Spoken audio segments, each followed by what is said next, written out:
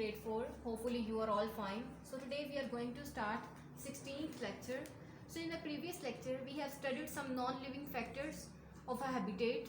We have discussed air, fresh water, and now in this lecture we will discuss space and shelter. So why do we need space and shelter? So humans need space and shelter to live. So they build houses to be safe from extreme weather conditions. अपने आप को safe रखने के लिए from the weather that may be cold or hot, so they would be safe in their houses. So in the beginning, people found caves to live in. Then they learned how to build a tent. Then they start living in tents, and then they learned how to build mud houses, and they used to live in that mud houses.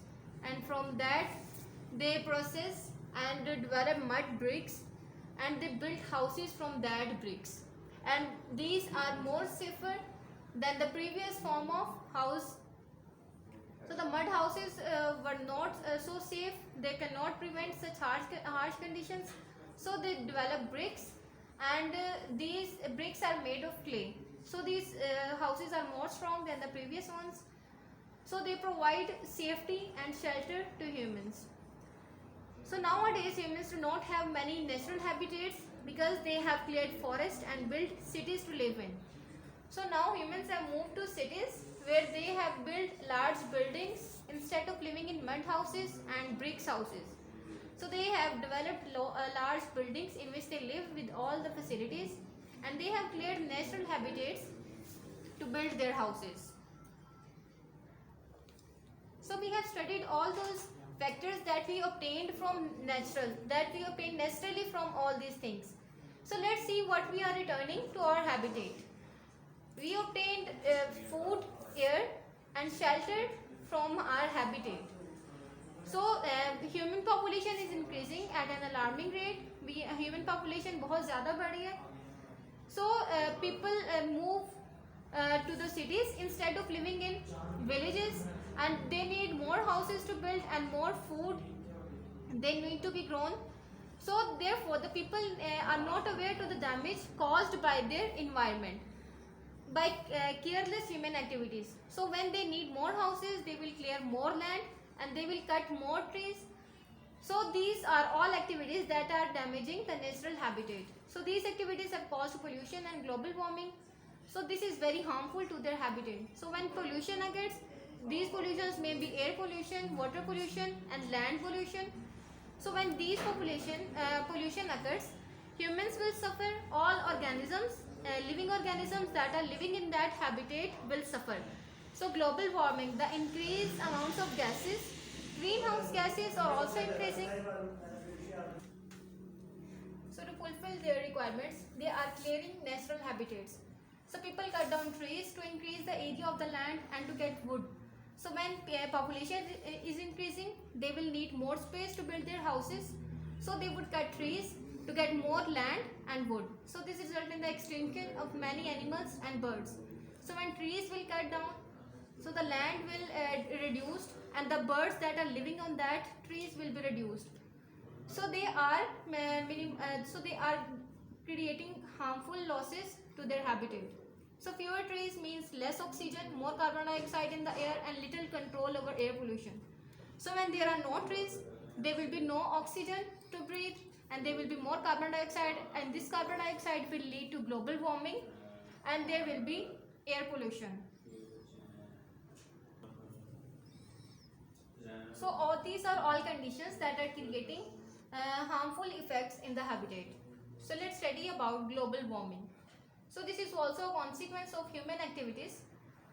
So you may have seen that in cities there is warmer, and in villages are colder than cities.